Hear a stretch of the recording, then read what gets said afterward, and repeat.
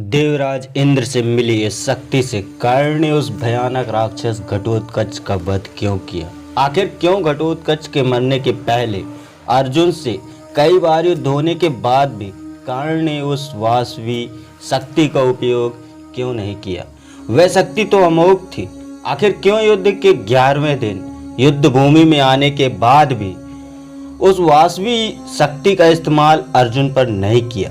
इस महत्वपूर्ण घटना को जानने के लिए वीडियो को अंत तक जरूर देखिएगा।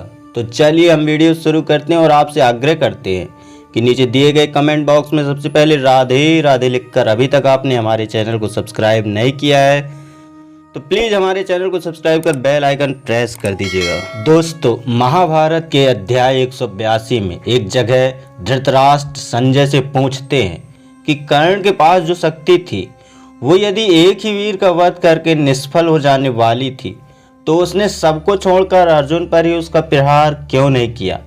अर्जुन के मारे जाने पर समस्त सेना और पांडव अपने आप ही नष्ट हो जाते हैं। सूतपुत्र कर्ण ने स्वयं ही अर्जुन की खोज क्यों नहीं की और इंद्र की दी हुई शक्ति से अर्जुन को क्यों नहीं मारा? ये मुझे बताओ। आखिर श्री कृष्ण ने उस अमोघ शक्ति को घटोत्कच पर क्यों चलवाकर कर्ण को शस्त्रहीन कर दिया? कर्ण और घटोत्कच के युद्ध में वसुदेव नंदन श्री कृष्ण का ही लाभ मैं मानता हूँ। घटोत्कच यदि कर्ण को मार देता है तो पांडवों का भी उसमें लाभ है और कर्ण ने घटोत्कच को इंद्र की शक्ति चलाकर मार डाला, इसमें भी पांडवों का ही लाभ है। श्री कृष्ण ने अपनी बुद्धि से यही सोचकर पांडवों का प्रिय तथा युद्ध करते हुए युद्ध में सूतपुत्र कर्ण के द्वारा घटोत्कच को मरवा दिया। तब संजय ने कहा, हे महाराज, कर्ण भी उस शक्ति से अर्जुन का ही वध करना चाहता था।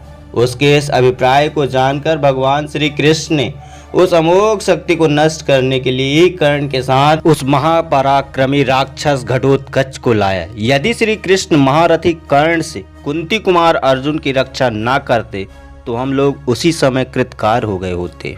महाराज, यदि योगेश्वर भगवान श्री कृष्ण न हो तो अर्जुन घोड़े ध्वज रथ सहित निश्चय युद्ध में धराशायी हो जाएंगे।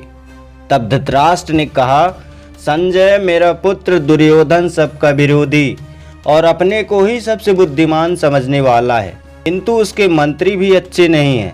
इसलिए अर्जुन के वध और विजय का लाभ ये अमोघ उपाय उसके हाथ से निकल गया। कर्ण तो बड़ा बुद्धिमान है, उसने स्वयं ही उस अमोघ शक्ति को अर्जुन पर कैसे नहीं चलाया? हे संजय, तुमने कर्ण को इसके विषय में सारा कुछ क्यों नहीं समझाया?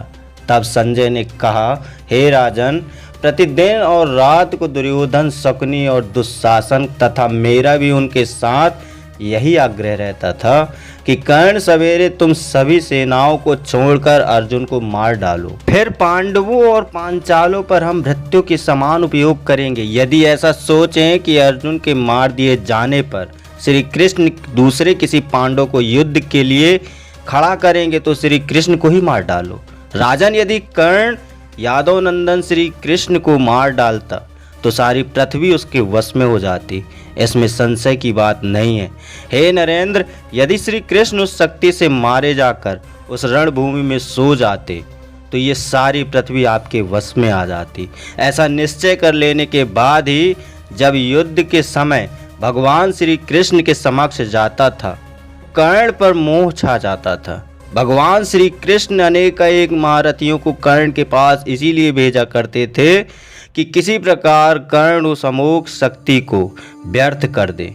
भगवान श्री कृष्ण कर्ण से अर्जुन की इस प्रकार रक्षा करते हैं तो वे अपनी रक्षा कैसे नहीं करेंगे? हे राजन, तीनों लोकों में ऐसा कोई वीर नहीं है जो भगवान श्री कृष्ण को मार सके। यहाँ धृतराष्ट्र और संजय का संवाद चलता ही रहा। उसी बीच वहीं सात्विकी ने श्री कृष्ण से कर्ण के विषय में प्रश्न करते हुए पूछा कि कर्ण को शक्ति के प्रभाव पर विश्वास तो था ही, यह अमिट पराक्रम दिखाने वाली दिव्य शक्ति उसके हाथ में मौजूद थी, तथापि सूतपुत्र ने अर्जुन पर उसका प्रयोग कैसे नहीं किया?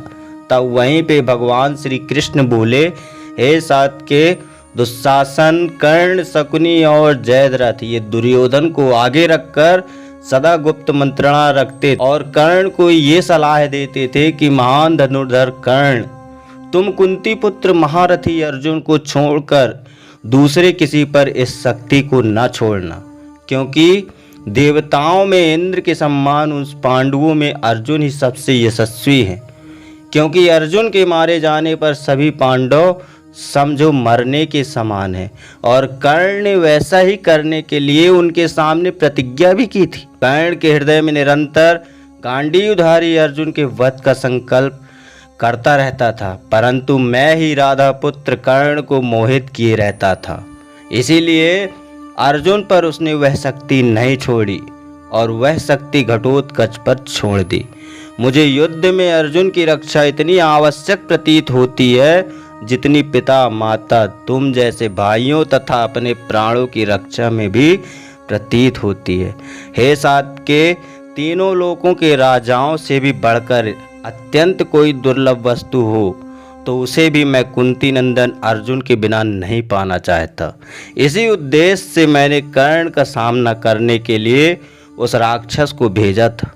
उसके सिवाय दूसरा कोई कर्ण को पीड़ित कर भी नहीं सकता था। वहीं सात्यकी और श्री कृष्ण का संवाद जैसे ही खत्म हुआ तभी धृतराष्ट्र ने संजय से बोले, हे संजय, तुम लोग जानते थे कि कोई शक्ति रणभूमि में किसी एक ही वीर को मार सकती थी, तब तुम्हारे सुझाने में युद्ध आरंभ होने पर कर्ण ने पहले ही दिन देवकी नंदन श्री कृष्ण अथवा अर्जुन पर ही ये शक्ति क्यों नहीं छोड़ी।